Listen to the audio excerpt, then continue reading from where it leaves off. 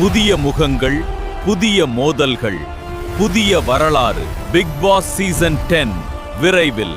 நண்பர்கள் அனைவருக்கும் வணக்கம். பிக் பாஸ் சீசன் 10 கூடிய சீக்கிரத்தில் ஆரம்பமாக போகுது. இதுக்கு யாரெல்லாம் வரப்போறாங்கன்ற மாதிரி நிறைய லிஸ்ட் வந்துட்டு இருக்கு பார்த்தீங்களா. அந்த லிஸ்ட்டில் வந்து சாந்தினி பிரகாஷ் அப்படின்றவங்க வரப்போறாங்கன்ற மாதிரி சொல்லப்படுது. இவங்களை பொறுத்த வரைக்கும் நிறைய சீரியலில் நடிச்சிருக்காங்க. மேக்சிமம் நெகட்டிவ் ரோல் தான் இவங்க பண்ணுவாங்க. இதை தாண்டி கூமாப்பேட்டி தங்கப்பாண்டின்னு ஒருத்தர் பயங்கர ஃபேமஸ் ஆனார் பார்த்தீங்களா. அவர் ஒரு ஷோவில் கலந்துக்கிட்டாரு. அந்த ஷோவில் இவங்க தான் பேரா இருப்பாங்க. 2 பேர் தான் கடைசியில் டைட்டிலும் ஜெயிச்சாங்க. ஸோ 2 பேருக்குள்ளேயும் கெமிஸ்ட்ரிலாம் பயங்கரமாக போயிட்டு இருந்தது.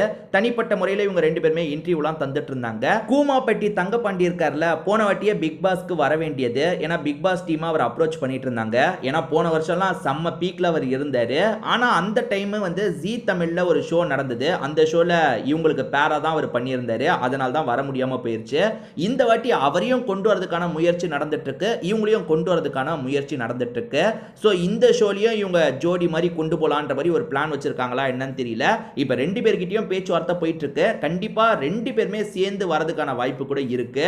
ஸோ டீம் அந்த மாதிரி தான் ஒரு பிளான் பண்ணிட்டு இருக்காங்க. எப்பவுமே டீம் ஒரு பிளான் வச்சிருப்பாங்கல்ல, இந்த மாதிரி ஒரு ஸ்டோரியை கொண்டு போலான்ட்டு. ஸோ இவங்க 2 பேரை வச்சு ஸ்டோரியை பில்ட் பண்றதுக்கு டீம் முடிவு பண்ணியிருக்காங்க போல. சாந்தினி பிரகாஷை பத்தி யாருக்கெல்லாம் தெரியும்? அவங்க நடிச்ச சீரியல்லாம் நீங்க பார்த்திருக்கீங்களா? அதே மாதிரி தசரா ஃபங்க்ஷன்ல டான்ஸ்லாம் பண்ணுவாங்கன்னு நினைக்கிறேன். ஸோ இவங்களை பத்தி தெரிஞ்சவங்க கண்டிப்பா சொல்லுங்க. அதாவது கோவப்படுற டைப்பா, பிக் பாஸ் வீட்டில் தாக்கு பிடிப்பாங்களா, இந்த மாதிரி கருத்து ஏதாவது இருந்ததுன்னா கண்டிப்பா கமெண்ட் செக்ஷன்ல உங்களோட கருத்தை நீங்க ஷேர் பண்ணிக்கோங்க.